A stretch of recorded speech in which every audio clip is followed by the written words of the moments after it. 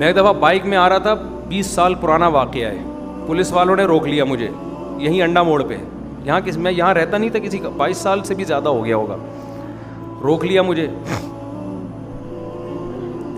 تو اب وہ بھائی پولیس والوں کا آپ کو پتہ ہے اپنا حساب کتاب ہوتا ہے.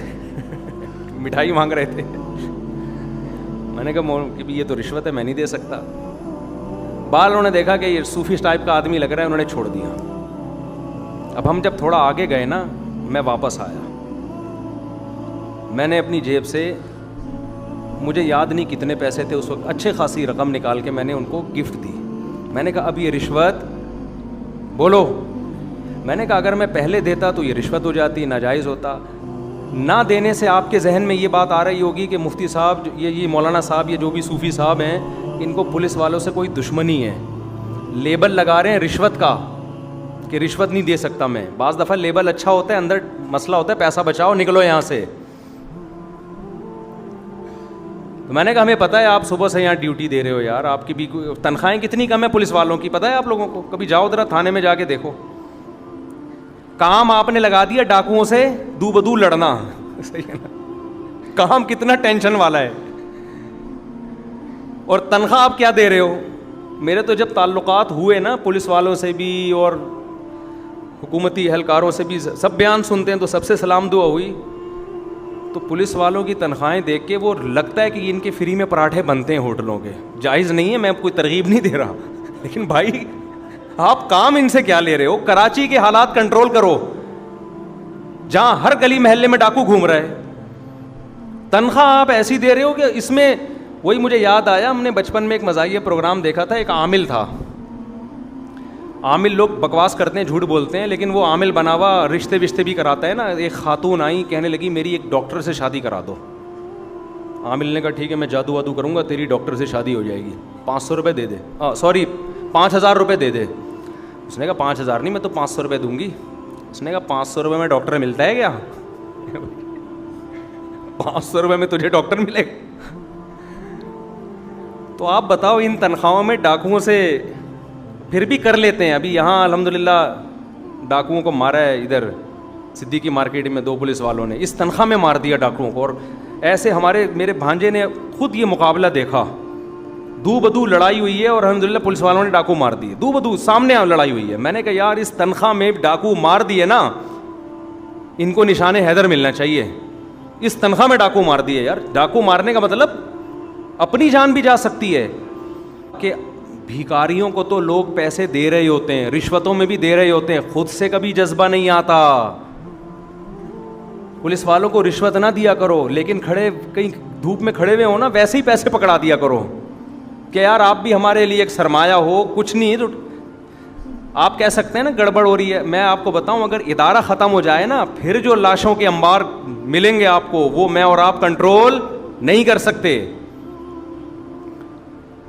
تو تھوڑا بہت کنٹرول انہی تھانوں سے ہوا ہے معاملہ, تو خود سے دے دیا کرو یار. کہیں گاڑی دیکھی آپ نے ہوٹل کے باہر پولیس والوں کی موبائل کھڑی ہوئی ہے, آپ کو لگا کہ ان کو پراٹھوں کی اسمیل آ رہی ہے, ٹھیک ہے, آپ جاؤ ہوٹل والے کو بولو جتنے پراٹھے ان کو چاہیے, جتنے انڈے ان کو چاہیے, جتنی چائے چاہیے, یہ بھی ہمارے قانونی محافظ ہیں, تو ان کو دے دے. اور پیسے کون دے رہا ہے؟ میں دے رہا ہوں. کرو, دیکھو پولیس والوں کو آپ سے محبت ہو جائے گی یار, قوم سے محبت ہو جائے گی. تو بھکاریوں کو دینے کا رواج ہے. جھوٹے بھکاری 2 نمبر روتے ہیں. نبی صلی اللہ علیہ وسلم نے فرمایا جو بھیک مانگتا ہے قیامت کے دن اس کے چہرے پہ گوشت نہیں ہوگا, اس لیے کہ اس نے اپنے آپ کو ذلیل کیا مخلوق کے سامنے. تو قرابت داری کا مطلب کیا ہے؟ قرابت داری کا مطلب یہ نہیں ہے عید بقرعید پہ آپ نے تھوڑا سا دونے والے گوشت کے بھجوا دیے, عقیقہ کیا تھا تو 2 بوٹیاں خالہ کے گھر بھجوا دیں, 3 بوٹیاں اخبار میں لپیٹ کے ماموں کے گھر بھجوا دی. یہ چل رہا ہے مارکیٹ میں.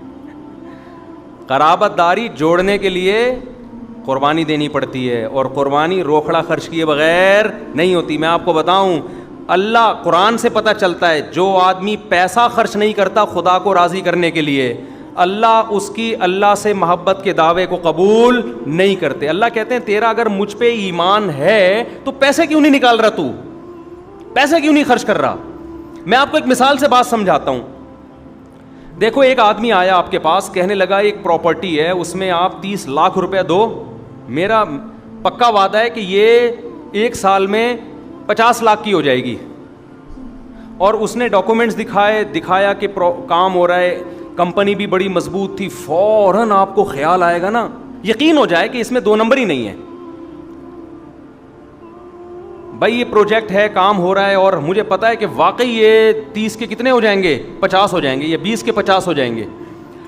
100% آپ کو یقین ہونا کہ اس بزنس میں مجھے فائدہ ہے. آپ کی جیب میں ایک دھیلا بھی اگر نہیں ہوگا, آپ دائیں بائیں سے پکڑنا شروع کر دو گے, یار لگا یار پیسہ. اب کوئی کہے یار دیکھو 20 لاکھ روپے تم دے رہے ہو, 20 لاکھ روپے لگا رہے ہو, کیا کر رہے ہو یار.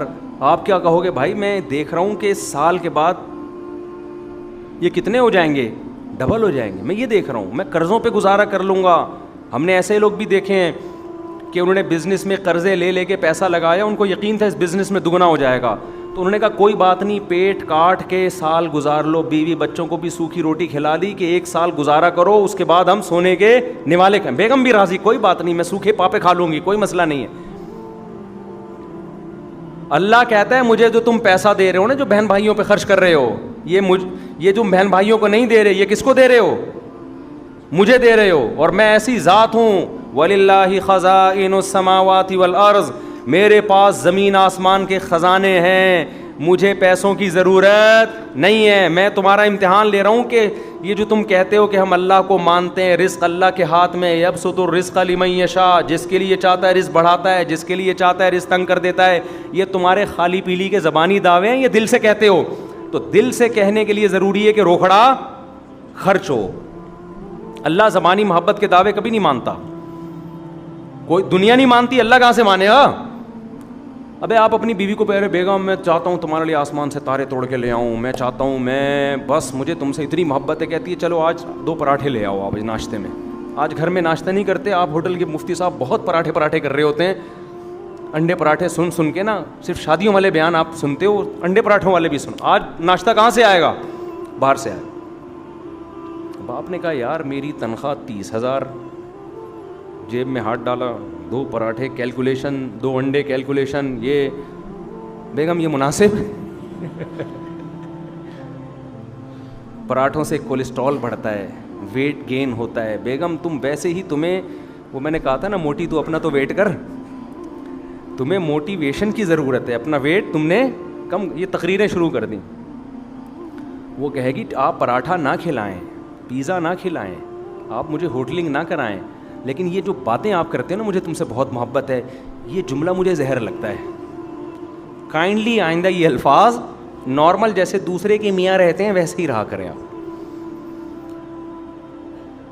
اللہ سے محبت کے دعوے کے بغیر ایمان قبول نہیں کرتا.